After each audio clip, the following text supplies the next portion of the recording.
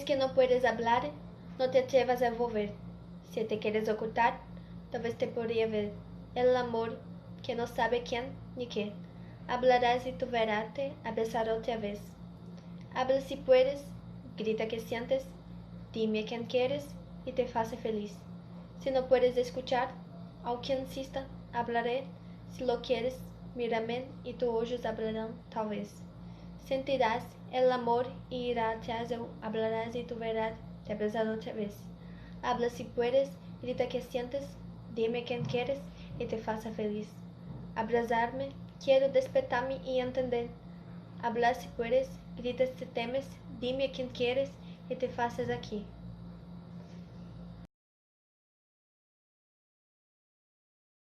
Hello everybody! In today's recipe, I will teach you how to make a sweet popcorn. Here are the ingredients: oil, popcorn of course, sugar, a mug. Let's begin. To start, we need a pan, then increases the oil, and wait for a boil. After that, put a half cup of corn and a full cup of sugar into the pan. In a low fire, mix the popcorn and wait the popcorn to pop. You will need for this recipe 1 egg, 4 tablespoons of sugar, 4 tablespoons of oil, 4 tablespoons of wheat flour with yeast, milk, chocolate powder, and a mug. Beat the egg, then add the sugar, the oil, the wheat flour with yeast, the milk, and the chocolate powder.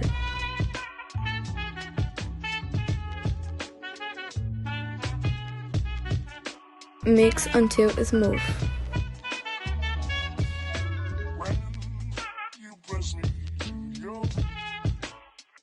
Then you put in the microwave for 3 or 4 minutes and wait to poof.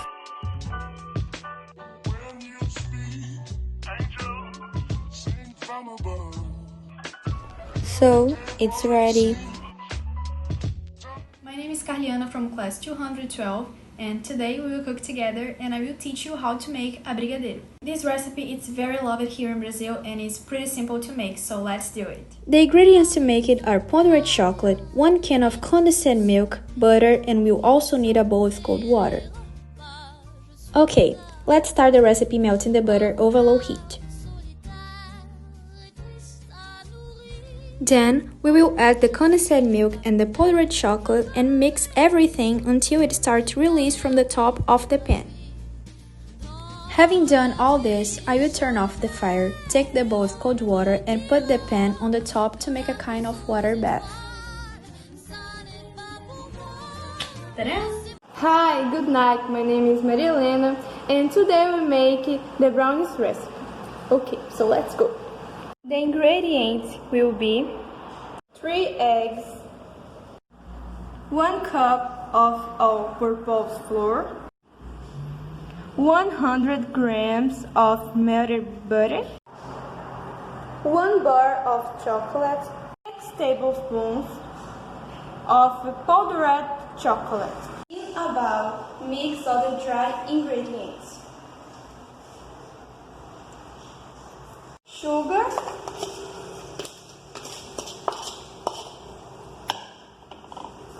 flour,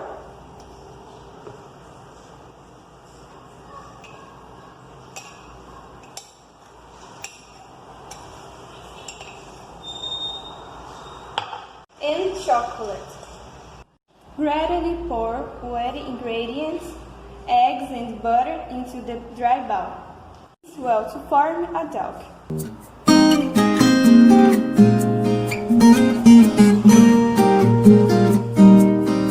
Now I will pour into the form.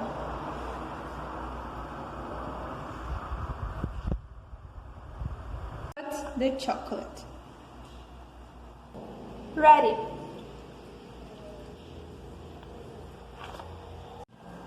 That was the recipe. Thanks for watching. Hey guys, alright, today in video I have a fruit salad, so let's go. I use an apple, banana, tangerine, melon, manga, and grape. After short and the fruit of the juice mix.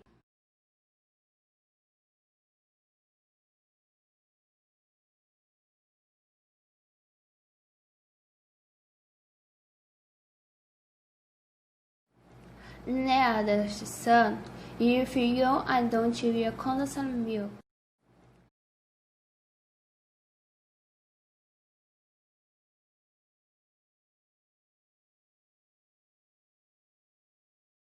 Thank you. Goodbye.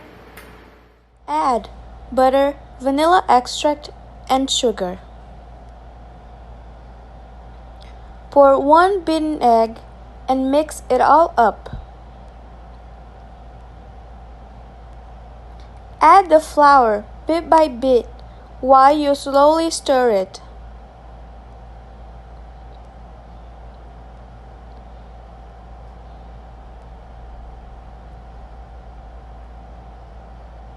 Then, add the chocolate chips or a semi-sweet chocolate bar broken in tiny pieces. After washing your hands thoroughly and rubbing butter on your palms, shape the cookies and put them in a greased tray. And voila!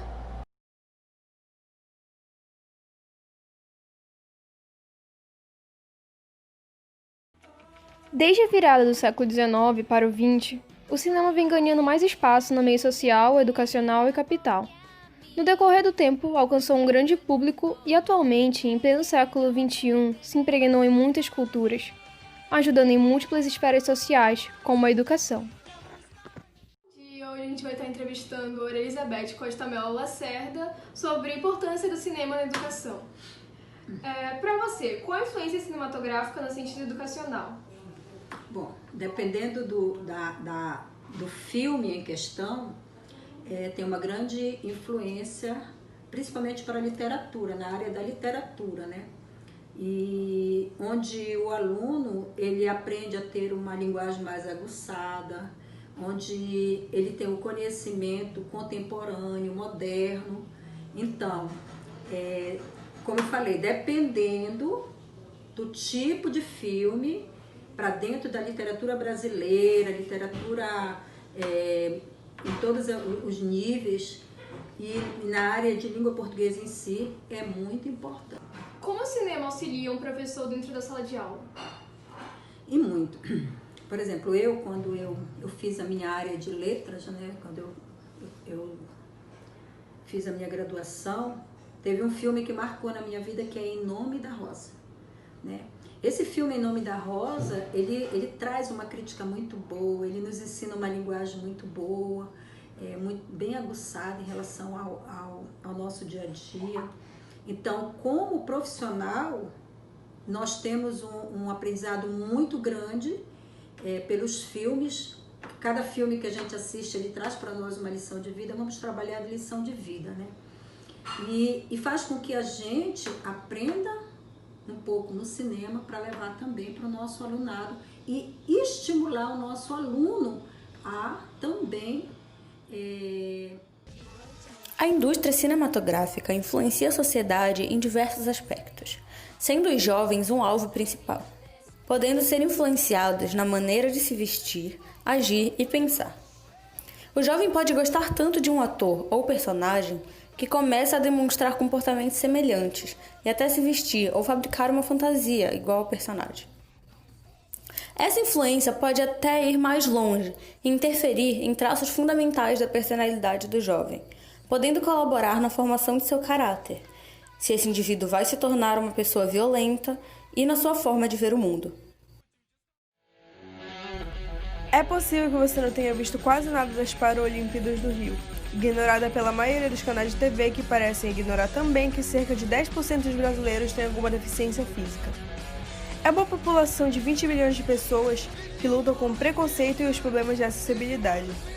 Na Grande São Paulo, onde vivem mais de 2 milhões de deficientes, 62% das unidades públicas de saúde não têm acesso adequado. Em todo o país, apenas 10% das calçadas estão adaptadas para cadeirantes e deficientes visuais. Não existe o Canadá sem metros, só existe 100 metros com obstáculos. Pouquíssimas escolas públicas ou privadas estão plenamente adaptadas.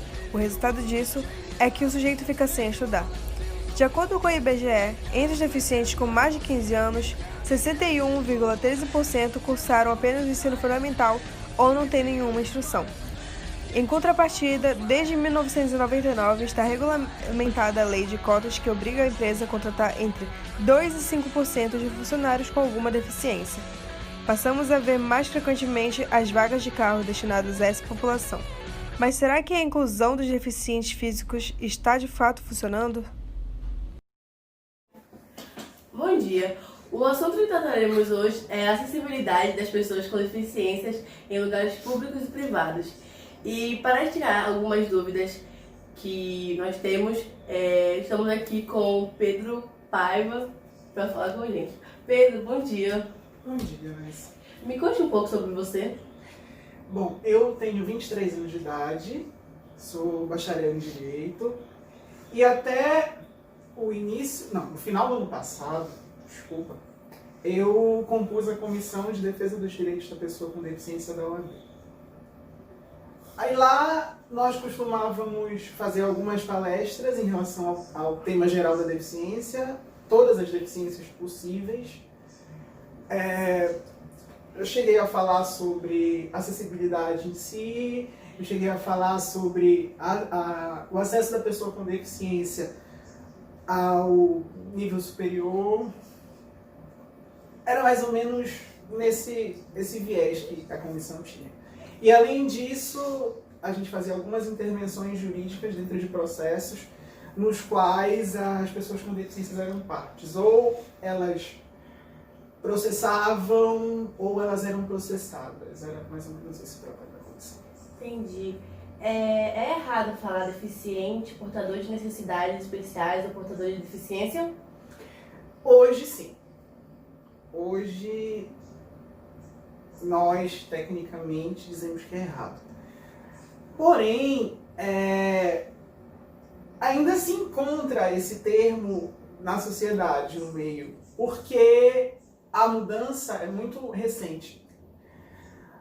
Houve essa troca de terminologia em 2015, com a Lei 13.146, de novembro de 2015, que é a lei específica para a pessoa com deficiência, chamada de Estatuto da Pessoa com Deficiência, dos Direitos da Pessoa com Deficiência, ou LBI, Lei Brasileira de Inclusão. Os dois termos são a mesma coisa.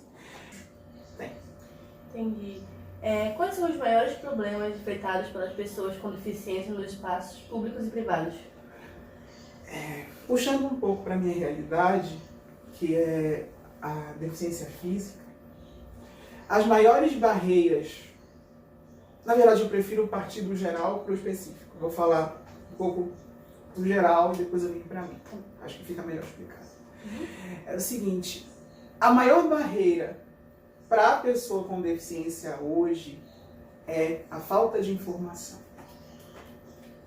Por quê? Porque a sociedade não sabe lidar com a pessoa com deficiência. A sociedade, ela entende que você não precisa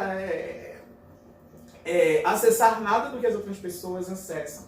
A sociedade costuma entender que você não tem capacidade, costuma te diminuir, tá? Costuma dizer que, poxa, acontece muito coitadismo, é nesse ponto que eu quero chegar. A sociedade coloca a pessoa com deficiência como coitada, infantiliza a pessoa com deficiência. Você não tem capacidade, esse tipo de coisa. Especificamente da pessoa com deficiência física, principalmente o meio arquitetônico. Falta de rampa, falta de elevador, falta de calçadas corretas, esse tipo de situação. Entendi, Pedro. Obrigado por ceder esse seu tempo para tirar algumas dúvidas da gente. O gibi hoje é um dos grandes veículos de comunicação da atualidade e um dos mais antigos também. Suas primeiras vistas são da época do Egito Antigo. Eram breves histórias escritas em folhas de papirus e serviram de entretenimento aos faraós. E hoje iremos entrevistar duas pessoas totalmente aleatórias na rua. Oi, vocês dois, com licença. Vocês já leram o gibi? Não.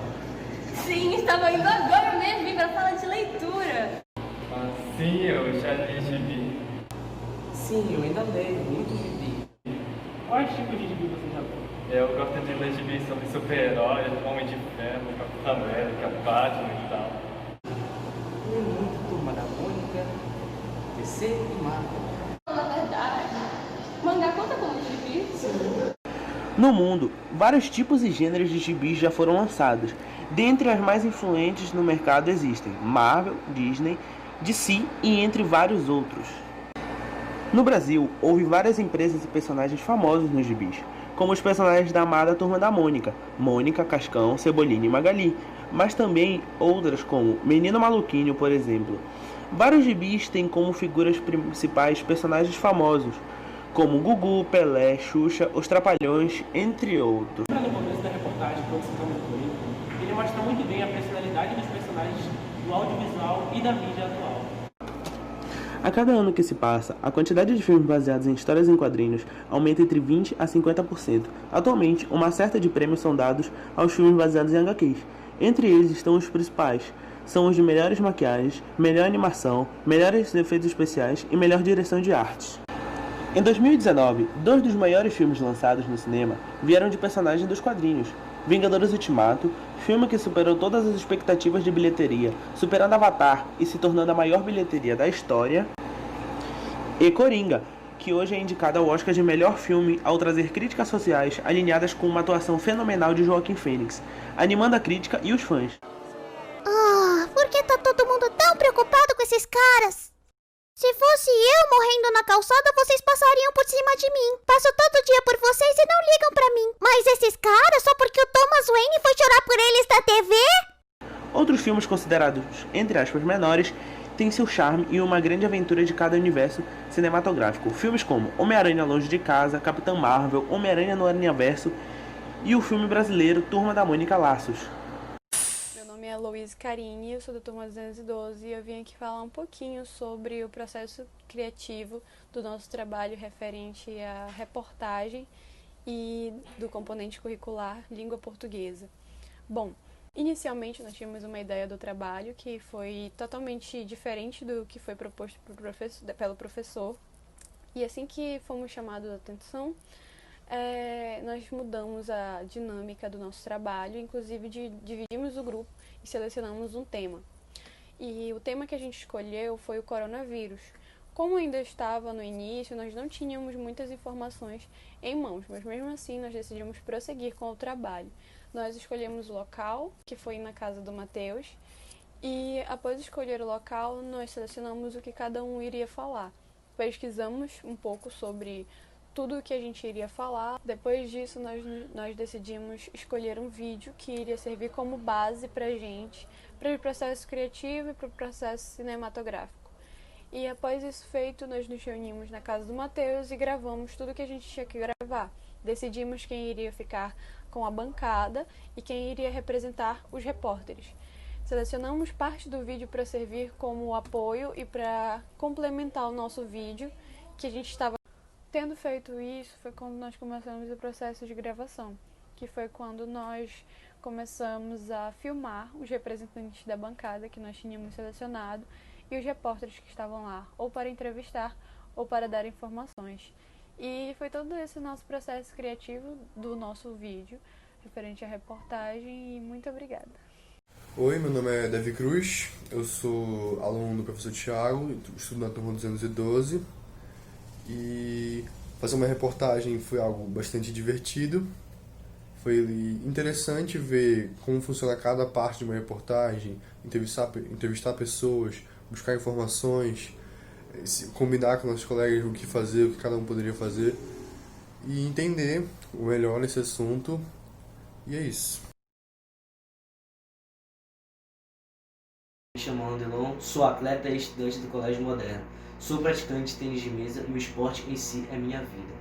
Sou atual campeão estadual, obtendo vários títulos nacionais e internacionais. Bom, o que o tênis de mesa é muito importante para a nossa saúde, porque trabalha mente e corpo. E junto com o Colégio Moderno, queria agradecer por me apoiar na minha vida de atleta e na minha vida educacional.